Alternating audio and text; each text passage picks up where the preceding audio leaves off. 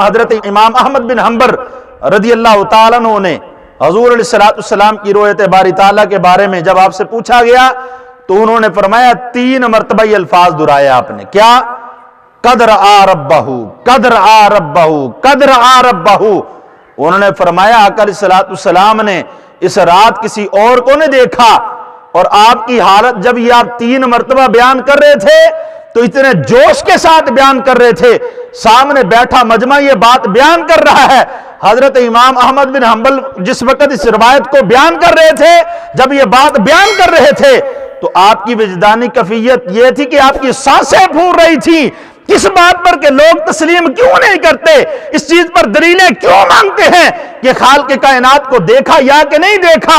آپ نے 3 مرتبہ دہرا کر کہا کہ اللہ کے محبوب نے کسی اور کو نہیں دیکھا، ذات خدا بندی کو دیکھا ہے۔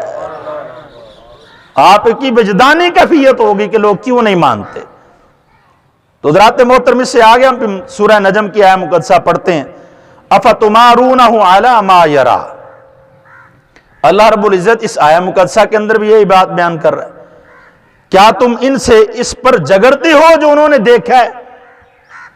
آج امت جگڑ نہیں رہی اس بات پر کہ آقا علیہ السلام نے کیا دیکھا، کب دیکھا، کیسے دیکھا۔ تو فرمائی امت اس اختلاف کے اندر کیوں پڑتی ہے؟ تم اس بات پر جھگڑا کیوں کرتے ہو؟ وہ دکھانے والا خدا جانے یا دیکھنے والا مصطفیٰ جانے۔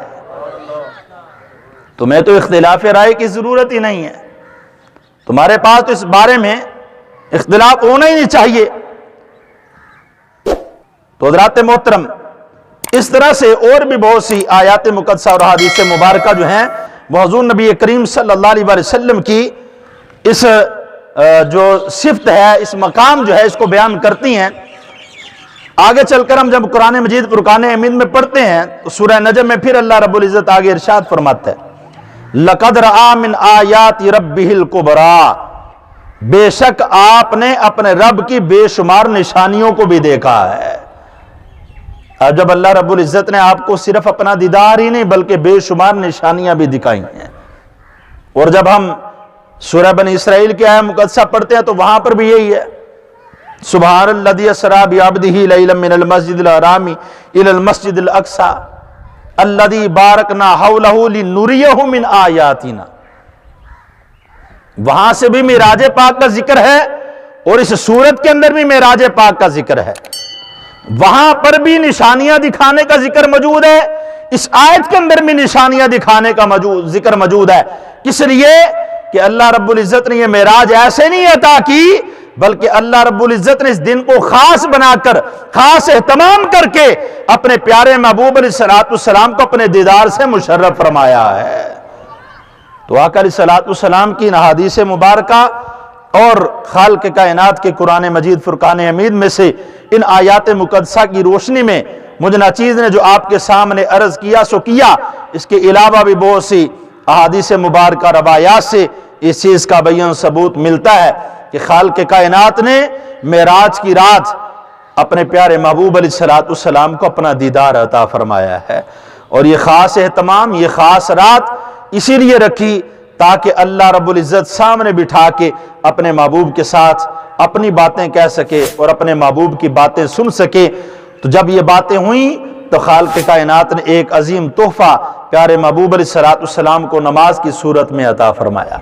تو اس نماز کو اپنے لیے غنیمت جانے اللہ رب العزت نے زندگی عطا فرمائی ہے، سانسیں عطا فرمائی ہیں۔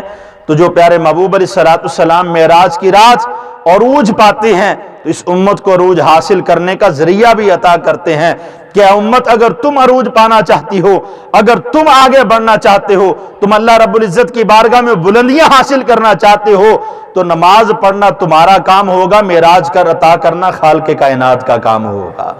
تو اس لیے نماز ادا کریں، الصلاۃ معراج المومنین کے مصداق بنیں۔